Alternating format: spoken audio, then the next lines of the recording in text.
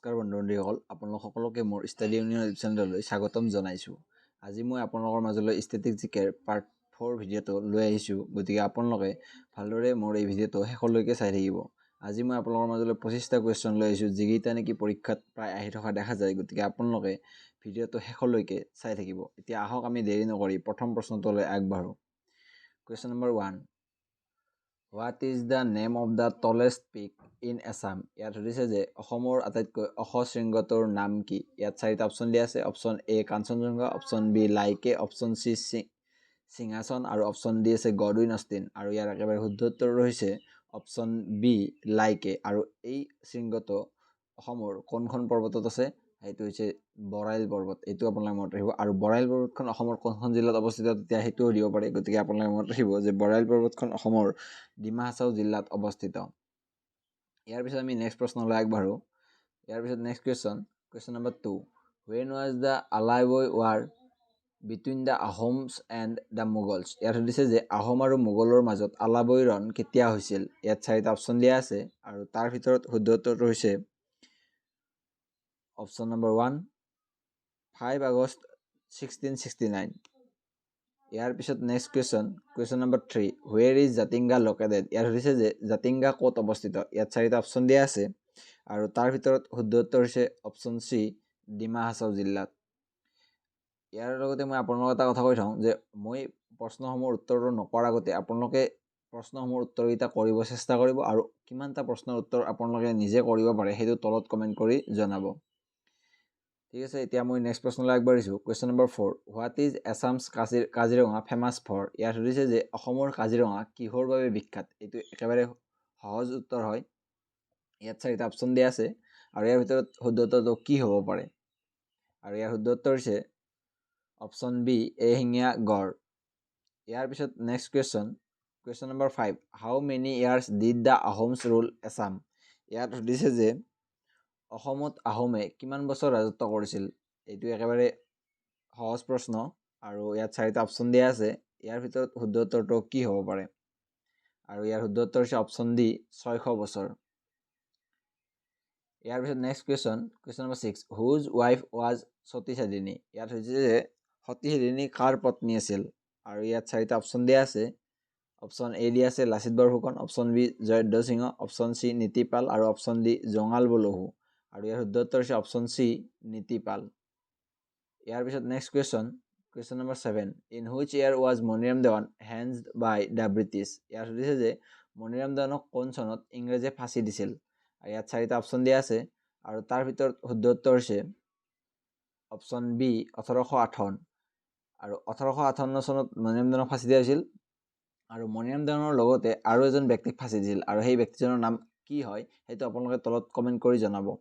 ইয়াৰ লগতে আৰু এটা কথা মনত ৰাখিব যে এইটো বেছিভাগৰে কেতিয়াবা চনটো ওলট পালট লাগে, যে মণিৰাম দেৱানে মণিৰাম দেৱানক কেতিয়া ফাঁচি দিয়া হৈছিল সেইটো বেছিভাগৰে ওলট পালট লাগে। আপোনালোকে এটা কথাই মনত ৰাখিব যে চিপাহী বিদ্ৰোহ হৈছিল 1857 চনত। আৰু সেই চিপাহী বিদ্ৰোহৰ সময়ত মণিৰাম দেৱানে সেই বিদ্ৰোহৰ নেতৃত্ব কৰিছিল। আৰু তাৰ ফলত তাৰ বাবে ইংৰাজে কি কৰিছিল, মণিৰাম দেৱানক ফাঁচি দিছিল। আৰু তাৰ কাৰণে আপোনালোকে মনত ৰাখিব যে এই যদি পৰীক্ষাত আহেও এই প্ৰশ্নটো, গতিকে আপোনালোকে চনটো কেনেকৈ মনত ৰাখিব যে মণিৰাম দেৱানে যুদ্ধ কৰিছিল কিহত? চিপাহী বিদ্ৰোহত। গতিকে চিপাহী বিদ্ৰোহ যুদ্ধ কৰাৰ কাৰণে ইংৰাজে তাক ফাঁচি দিছিল। তাৰ কাৰণে আপোনালোকে মনত ৰাখিব যে এইটো 1858 চনে হ'ব।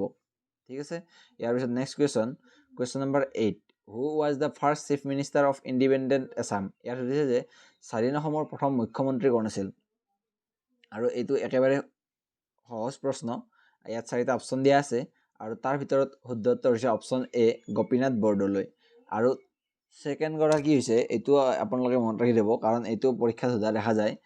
প্ৰথমগৰাকী হৈছে গোপীনাথ বৰদলৈ আৰু ছেকেণ্ডগৰাকী হৈছে বিষ্ণুৰাম মেধি। এইটো আপোনালোকে মনত ৰাখি দিব। ইয়াৰ পিছত next question number 9, who was the chief minister of Assam when was the Assam accord was signed in 1985? ইয়াত হৈছে যে 1925 চনত অসম চুক্তি স্বাক্ষৰ কৰাৰ সময়ত অসমৰ মুখ্যমন্ত্ৰী কোন আছিল?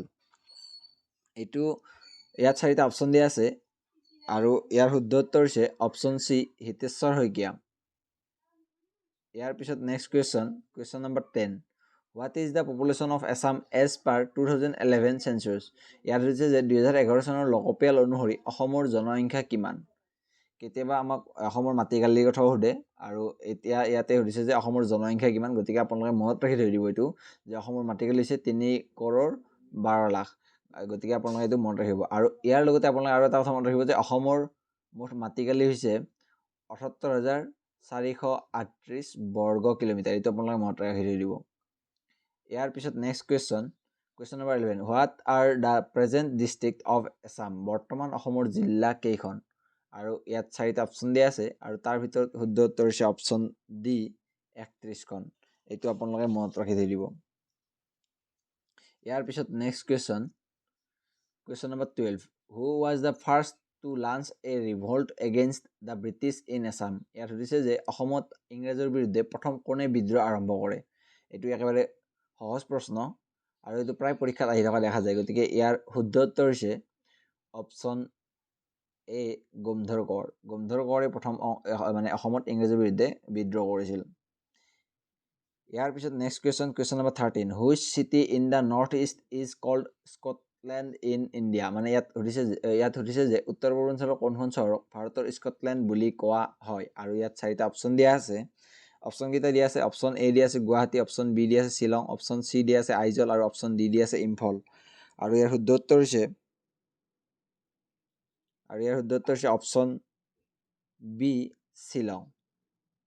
শ্বিলঙক ভাৰতৰ স্কটলেণ্ড বুলি কোৱা হয়। ইয়াৰ পিছত next question number 14, what is the name of the oldest oil refinery in Assam, ইয়াত হৈছে যে অসমৰ আটাইতকৈ পুৰণি তেল শোধনাগাৰটোৰ নাম কি? আৰু ইয়াত 4টা অপশ্যন দিয়া আছে আৰু তাৰ ভিতৰত শুদ্ধ উত্তৰটো হৈছে অপশ্যন বি ডিগবৈ ৰিফাইনাৰী। আৰু ইয়াত খনন কাৰ্য আৰম্ভ কৰাইছিল 1889ত আৰু ইয়াক ভাৰতৰ তেল শোধনাগাৰ কেতিয়া স্বীকৃতি দিয়া হয় জানা? 1901 মানে 1901 চনত মানে ডিগবৈ ৰিফাইনাৰী মানে ডিগবৈ তেল শোধনাগাৰক হিচাপে স্বীকৃতি দিয়া হয়। ইয়াৰ পিছত নেক্সট কুৱেশ্যন নম্বৰ 15, হস্তিবিদ্যাৰ্ণ পুথি was written in the days of which Ahom king, ইয়াত সুধিছে যে হস্তিবিদ্যাৰ্ণ পুথি কোনজন আহোম ৰজাৰ দিনত প্ৰণয়ন কৰা হৈছিল। আৰু ইয়াত 4টা অপশ্যন দিয়া আছে আৰু তাৰ ভিতৰত শুদ্ধ উত্তৰটো হৈছে অপশ্যন ডি শিৱসিংহ। শিৱসিংহৰ দিনত হস্তিবিদ্যাৰ্ণ পুথিখন মানে প্ৰণয়ন কৰা হৈছিল। আৰু হস্তিবিদ্যাৰ্ণ পুথিৰ ৰচকজনৰ নামো সুধিব পাৰে, গতিকে সেইটো আপোনালোকে মনত ৰাখিব। হস্তিবিদ্যাৰ্ণ পুথিৰ ৰচক আছিল সুকুমাৰ বৰকাইত। আৰু ইয়াৰ লগতে আৰু এটা কথা আপোনালোকে মনত ৰাখিব, হস্তিবিদ্যাৰ্ণ পুথিখনত যিবিলাক চিত্ৰ আছিল সেইবিলাক কোনে অংকন কৰিছিল, সেইটো হ'লে তাৰ এনচাৰ হ'ব দিলবৰ আৰু দোচাই। ইয়াৰ পিছত নেক্সট কুৱেশ্যন নম্বৰ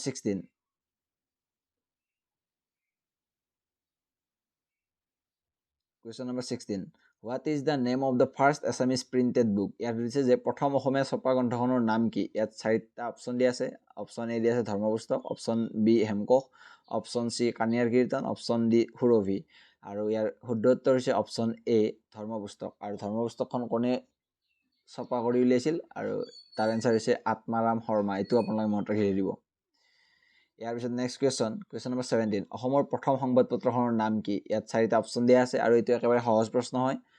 আৰু ইয়াৰ শুদ্ধ উত্তৰ হৈছে অপশ্যন চি অৰুণোদয়। অৰুণোদয় হৈছে অসমৰ প্ৰথমখন সংবাদপত্ৰ। আৰু কেতিয়া প্ৰকাশ কৰা হয় যদি সোধে তেতিয়াহ'লে ইয়াৰ এনচাৰ হৈছে অৰুণোদয় সংবাদপত্ৰখন 1846 চনত প্ৰকাশ কৰা হয়।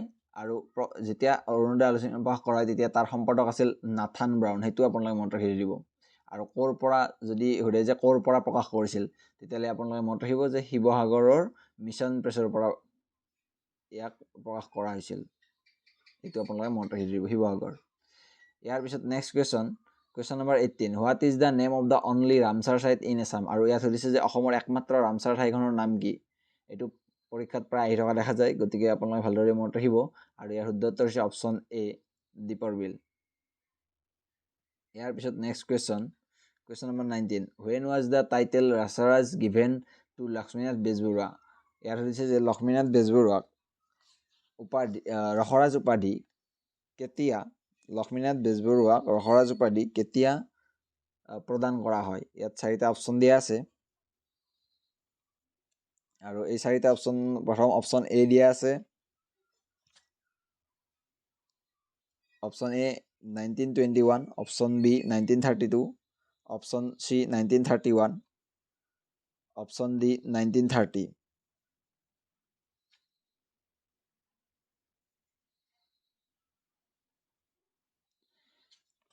আৰু ইয়াৰ শুদ্ধ উত্তৰ হৈছে অপশ্যন চি 1931। ইয়াৰ পিছত next question number 20। What is the name of the first president of Assam সাহিত্য সভা? ইয়াত সুধিছে যে অসম সাহিত্য সভাৰ প্ৰথমগৰাকী সভাপতিৰ নাম কি?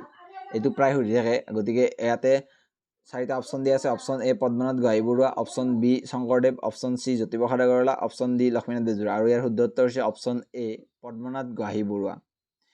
বন্ধু-বান্ধৱীসকল, আজিলৈ এইখিনি আছিল। ইয়াৰ পিছত মই নেক্সট ভিডিঅ' আকৌ নতুন ভিডিঅ' লৈ আহিম।